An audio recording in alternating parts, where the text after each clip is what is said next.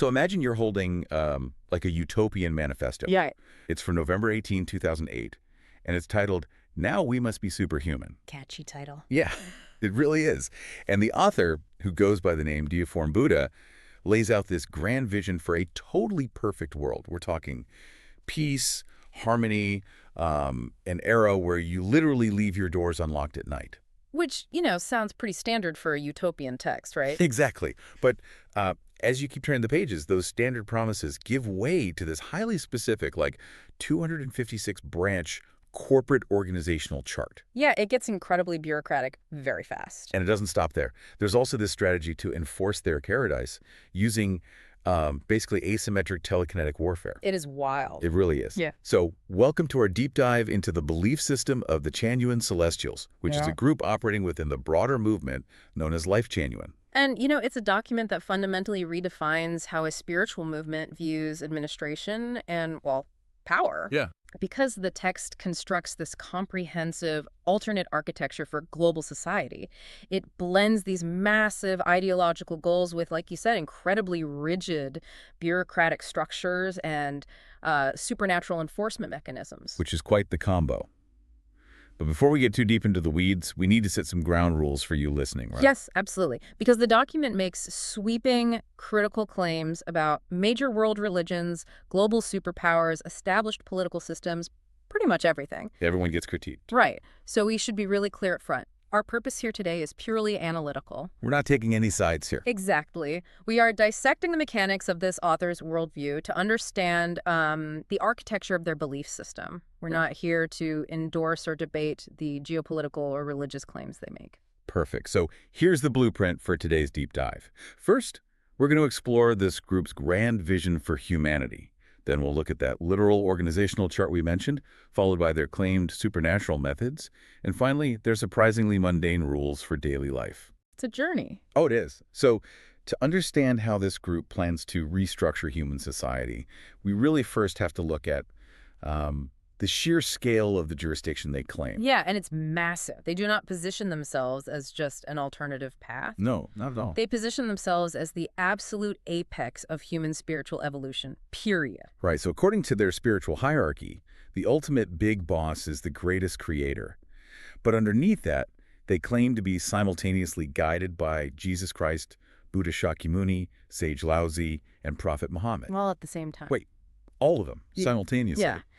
The underlying logic here is this idea of total synthesis. Okay. By claiming the founders of Christianity, Buddhism, Taoism, and Islam as their direct guides, they're attempting to essentially subsume every major spiritual pillar in human history. Wow, that's ambitious. Very. In their view, if you only follow one of these figures, you have a fragmented understanding of reality. So, because the Celestials claim to synthesize all of them under the greatest creator, they genuinely believe they've achieved a level of rationality that makes them, well, the most civilized beings on Earth. So they basically think everyone else is running on outdated software. Exactly. They view all existing religious institutions as operating on incomplete firmware, basically. And that sense of absolute superiority translates directly into how they view the secular world, too. Yeah. I mean, the text entirely dismisses the current global order. Oh, totally. It explicitly states that humanity cannot be led by the United Nations, and it dismisses nations like the U.S., China, Japan, Germany, and the U.K.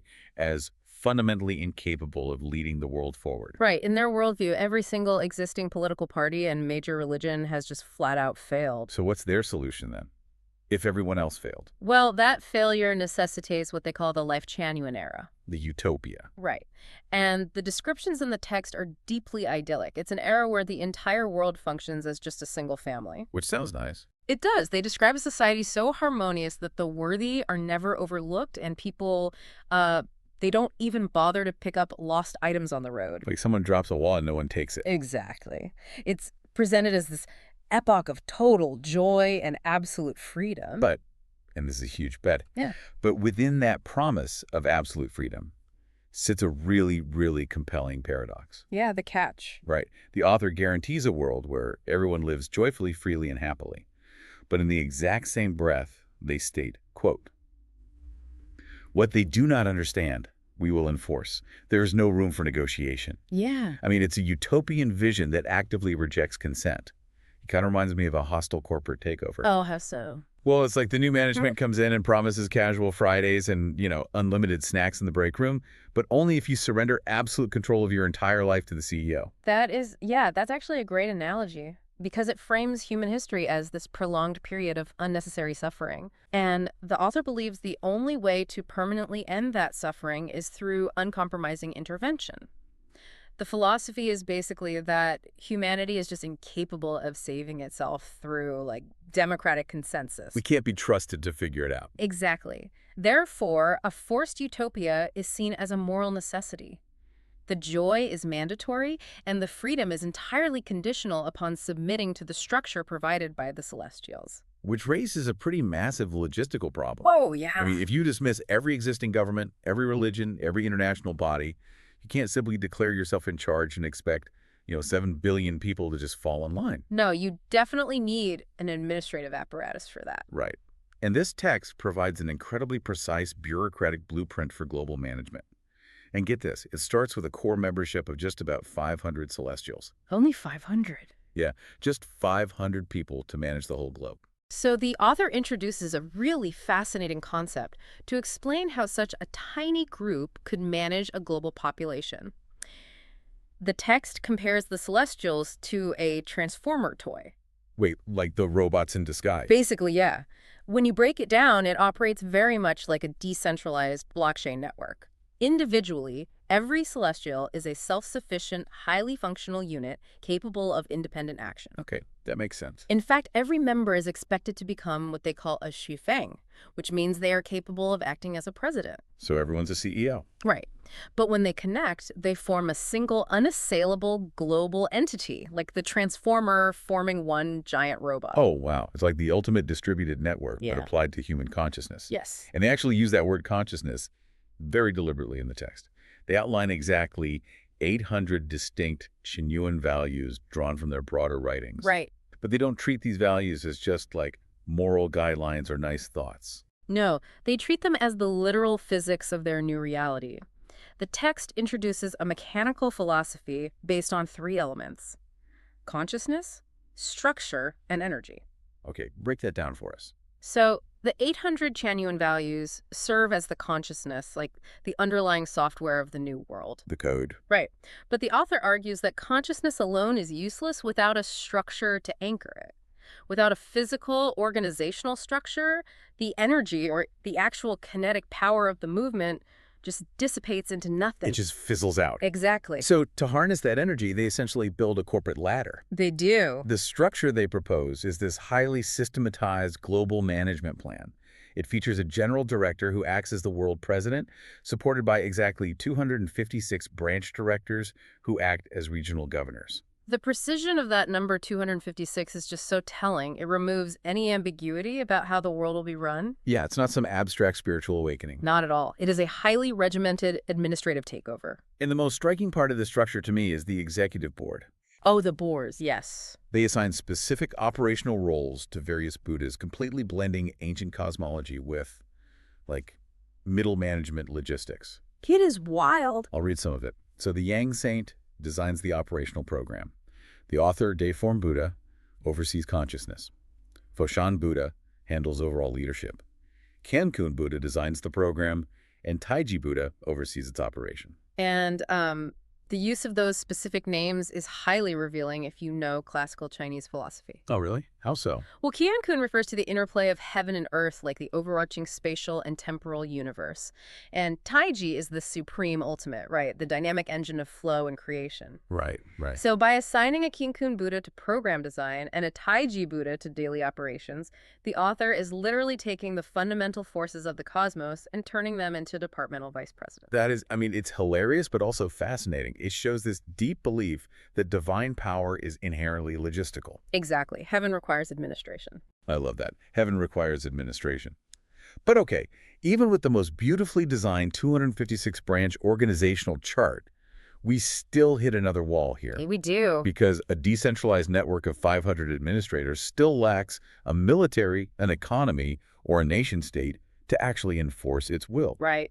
And this is the point in the blueprint where bureaucratic theory pivots completely into a strategy of supernatural warfare. This is where things get really intense, Yeah. because the author lays the groundwork for this strategy by systematically diagnosing why previous historical movements failed to achieve utopia. The text argues that good intentions alone are just insufficient without effective methodology. So they critique past religions. Yeah, it claims Buddhism and Christianity possessed the right intentions, but completely lacked the practical mechanics to enforce them. And the critique extends to modern political systems too, right? Oh, absolutely. Yet, the text dismisses the methods of the Third Reich and Imperial Japan as failures of brute force.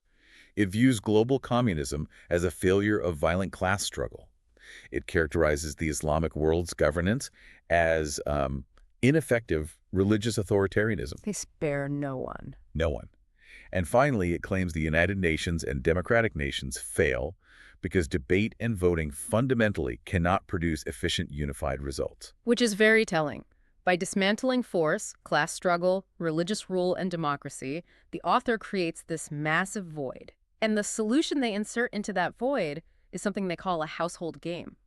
Which, I mean, the term household game implies something domestic and passive, right? Like a board game. It sounds harmless. But in the context of this manifesto, it is literally a mechanism for weaponized thought. Yeah. Their strategy for global transformation relies entirely on the belief that Celestials can sit, stand, or lie down in their living rooms, and through intense mental concentration, eliminate potential threats from afar. It's psychic warfare. And the text provides what it views as a verified case study of this power in action. Oh, the Joxy story. Yes, the Joxy story. It details this incident involving a detractor named Shaxi who was publicly criticizing the author in Lifechanyuan on a platform called Boxen. Right, and instead of ignoring the criticism or, writing a rebuttal or having a public debate, the author claims to have initiated a psychic punitive strike. A literal mental attack. Yeah. They instructed Kanghai Buddha to give Shaxi 3 days of angina, which is heart pain, as a warning. Just casually ordering up some heart pain. Right. And shortly after, Shaxi reportedly disappeared from the platform. The author was so confident in this outcome that they actually published a taunting article titled, "Without Shaxi's arrogance, I'm feeling lonely." The swagger is unbelievable. It really is. But the text treats this anecdote not as some weird coincidence, but as empirical proof of their methodology. And the author instructs all followers to actively cultivate this mental power, noting that, cleaning up opposition shouldn't fall solely on the leadership's shoulders. Everyone has to do their part in the psychic war. Exactly. And the training regimen they prescribe is incredibly specific. Followers are told to begin by mentally forcing mice to relocate. Start small, I guess. Right. And then once they master moving mice with their minds, they graduate to human targets, like mentally compelling someone to turn around unexpectedly on the street or causing someone to laugh or cry without any external stimulus. Which is already creepy enough. Yeah, but it escalates. The claims escalate from there to causing blindness, deafness, bone fractures, accidents, or outright madness in those who oppose them. It's essentially Jedi mind tricks, but entirely stripped of the light side. Yeah, a dark side exclusive. However, there is a really important caveat attached to all these instructions. The author issues a strict warning regarding what they call counterforces. Okay, what does that mean? Well, in physics, every action has an equal and opposite reaction, right? And the author applies this exact law to mental energy. Oh, I see. Followers are cautioned to avoid harming life unless absolutely necessary, because misdirected psychic energy could rebound and severely damage the practitioner. So it could backfire. Exactly. It's an ethos of asymmetric mental warfare. The strategy is to dismantle opposition not by, marching on a capital, but by sitting quietly and projecting biological failure onto your critics. That is it's wild. It provides followers with this profound sense of invisible supremacy over the structures and individuals that usually hold power in society. It does, which creates a really extreme psychological duality. How so? Well, think about it. On one hand, followers are taught that they are superhuman beings capable of orchestrating a global administrative takeover and striking down enemies with their minds. Right. But on the other hand, the text dictates an entirely different set of rules for their physical, day-to-day existence. Oh man, this might be the most jarring juxtaposition in the entire document. It's so weird. Because while they are supposedly waging this invisible war to collapse the United Nations and induce heart attacks in detractors, their actual physical lives are governed by shockingly mundane instructions. Yeah, super ordinary stuff. But to understand those instructions, we have to look at the moral framework the author provides, which is, good remains good, even if it appears evil. That phrase is just a chilling, utilitarian absolute. It essentially argues that if your ultimate goal is the Lifechanyuan era, the destination retroactively justifies whatever vehicle you use to get there. The ends justify the means. Totally. The text commands followers to offer total freedom and happiness to the righteous, meaning those aligned with the movement, while applying the strictest possible constraints to the wicked. But when it comes to their own households, this grand cosmic struggle shrinks down to, like, avoiding arguments and doing the dishes. Literally doing the dishes. Yeah. Celestials are instructed to use gentle persuasion with their families. They're told to keep their loved ones happy every day, avoid all confrontation, take on additional household chores, fulfill all their mundane responsibilities, and, this is my favorite part, pay off their credit card debts as quickly as possible. Which is just so funny to think about. You have to ask why a manifesto focused on psychic dominance spends so much time discussing credit card debt and taking out the trash. Right, like, I'm a telekinetic god, but let me make sure my visa is paid off first. Exactly. But the answer actually lies in the concept of spiritual and emotional detachment. The author views earthly obligations, unpaid bills, unresolved arguments, neglected chores as tethers. They are anchors holding the energy down. Precisely. To be a celestial is to be in a constant state of readiness. They must clear their ledgers, both financially and emotionally, so their hearts are entirely free of guilt or lingering concerns. Because they have somewhere to be, right? Oh, yeah. This pristine state of detachment is required because they are literally preparing for extraction. Extract. Yes. They believe they must be ready to depart for the Celestial Islands continent the moment the opportunity arises. Wow. So the document concludes by framing the entirety of human life as just this brief, transient game. Right. The author actually congratulates the followers, telling them they've successfully submitted their homework and crossed a great mountain. By participating in Lifechanyuan, they truly believe they are severing the karmic ties of Earth and escaping the cycle of reincarnation entirely. Meanwhile, the text casually dismisses the rest of humanity. Naturally. Yeah. Those who did not cross the mountain are viewed as remaining trapped in the repetitive cycle of suffering, doomed to just follow their ancestors' earthly footsteps forever.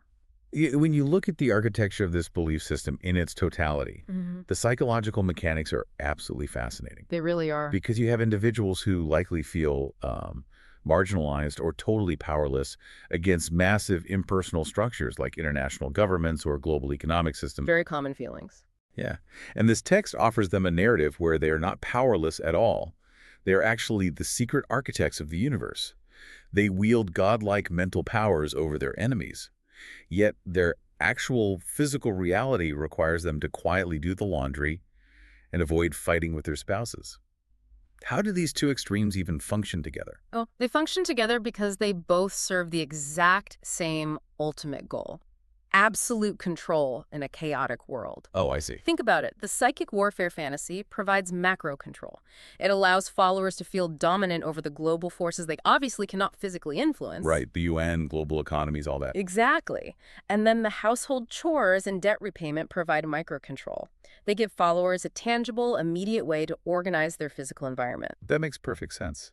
By reframing mundane tasks as necessary preparation for an otherworldly extraction, the author transforms daily drudgery into a cosmic mission. The entire system, from the 256-branch org chart to the telekinetic strikes to literally doing the dishes, is designed to create a perfectly sealed, internally consistent bubble of reality. Wow. So we have journeyed through a highly complex architectural blueprint today. We really have. We started with a vision of a unified utopia, guided by an unprecedented synthesis of major historical prophets. We examined the proposed transformation of human society into a 256-branch corporate hierarchy managed by, well, cosmic forces. Buddha's acting as middle management. Exactly. And then we explored the strategy of asymmetric mental warfare and the claims of inducing physical harm through thought alone. And finally, we saw how this grand cosmic ambition resolves into a mandate for domestic tranquility and debt repayment, all in preparation for a magical continent. It is a profound study in the mechanics of utopian thought, and I think it leaves us with the necessary tension to examine. Well, the text explicitly argues that good intentions alone are insufficient, demanding effective measures to change the world, even if those measures appear evil. Right. The ends justify the means. Exactly. So if a group genuinely believes they are the sole inheritors of ultimate truth and that they possess the only valid blueprint to end human suffering, does that belief inherently require them to demand total obedience? That is a heavy question. It raises a fundamental question about human nature for you to think about. Why do our grandest blueprints for heaven so consistently require an iron fist to build? That is a fascinating point. It really forces us to look closely at the relationship between the desire for perfect peace and the demand for absolute control. Thank you for joining us on this deep dive into the source material. Keep questioning the information around you, and we'll catch you next time.